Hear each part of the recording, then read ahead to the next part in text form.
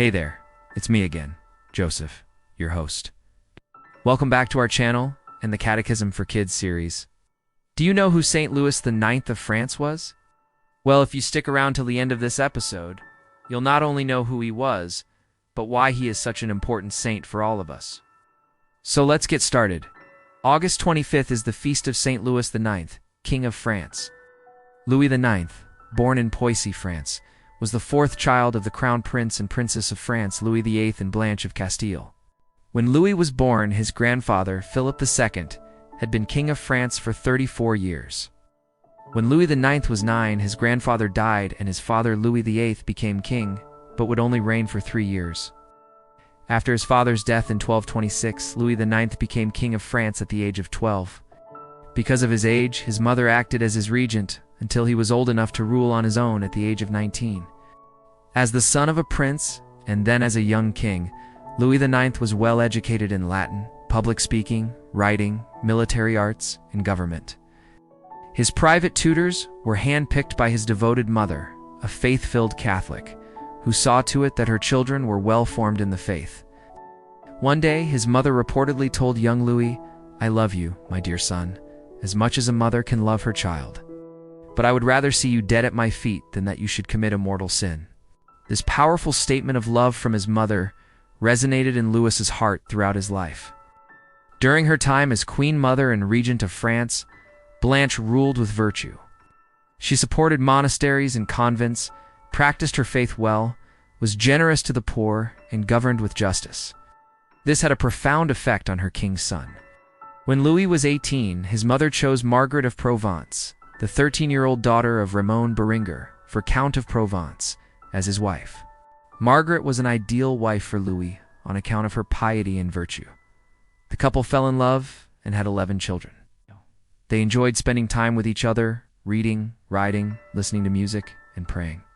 It is often reported that this close bond caused Louis's mother to be jealous, and she and her daughter-in-law had a strained relationship.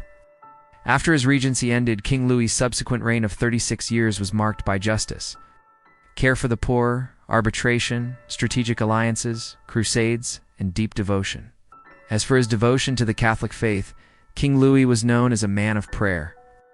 As acts of interior devotion, he recited the divine office daily, attended Mass twice each day, and wore a hair shirt under his clothing. Perhaps the most inspiring legacy of King Louis' faith can be found in a letter he wrote to his son, in which he shares his fatherly heart, giving his son, the future king, guidance on how to be a good man and king. His letter is filled with practical exhortations of faith, by which he attempts to imprint on his son's mind and heart the path to holiness. These acts of piety also led to external works, such as engaging in public penances to inspire his subjects, building and supporting numerous monasteries and convents, and collecting holy relics that he housed in a chapel he commissioned, called the Sainte-Chapelle, or Holy Chapel. Most notably, that chapel is said to house the crown of thorns, which was King Louis's most sacred relic. Because of his faith, King Louis also promoted the sacred arts throughout France and laid the foundation for academic institutions of theological excellence.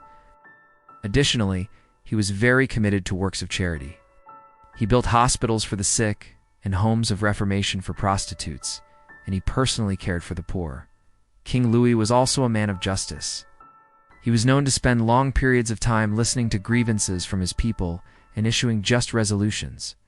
He reformed the legal system and outlawed archaic and unjust practices. He put an end to wars among the nobility, seeking common-sense solutions to their disputes rather than violence.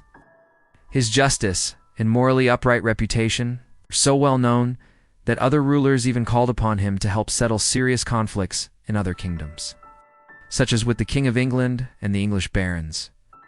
In 1244, the city of Jerusalem was taken by the Khwarezmian Turks in violation of the Treaty of Jaffa of 1229.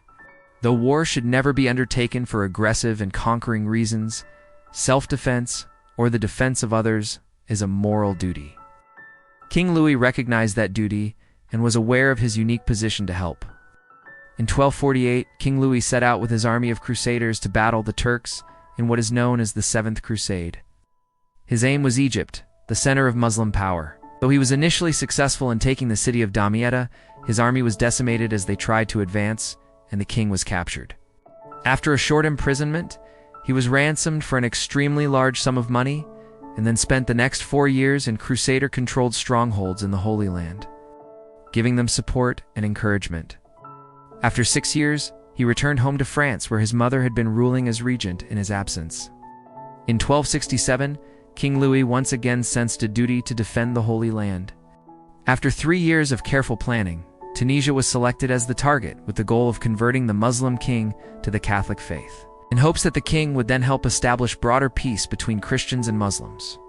Unfortunately, upon arriving in northern Africa, disease broke out in the Crusader camp. Among the dead was King Louis IX. His body was sent back to France, and his son Philip III succeeded him as king.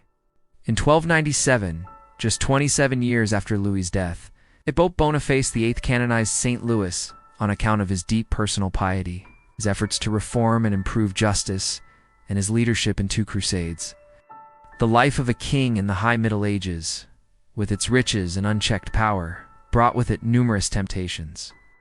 St. Louis was one of those rare souls who remained simple, humble, devout, just, thoughtful, morally upright, and prayerful throughout his reign. He is the only king of France to receive the sacred title, Saint. As we honor this holy and just ruler, ponder the temptations he would have had to overcome in order to become universally recognized as a Catholic saint. As you do, ponder the qualities you most need in your life to overcome any of the snares that tempt you, so that you will fulfill your duties in accord with the mind and heart of Christ. Let's end our session with a prayer. St. Louis, you came to know Christ at a young age.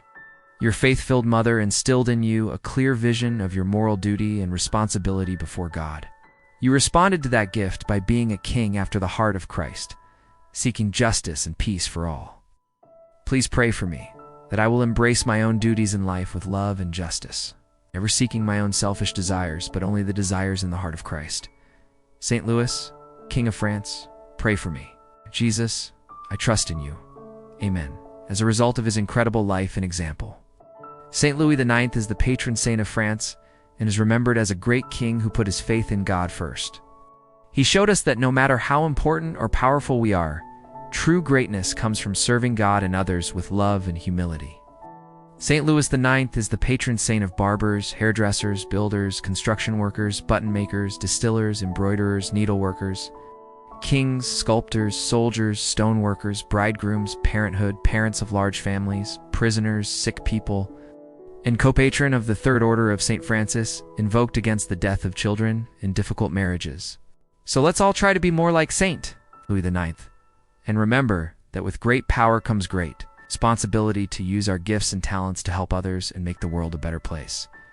And that's all for today. I hope you enjoyed this episode. If you want to know more about the saints, stay tuned for more, and don't forget to subscribe to our channel. Till next time, remember to always choose love in Jesus. See you, and God bless you.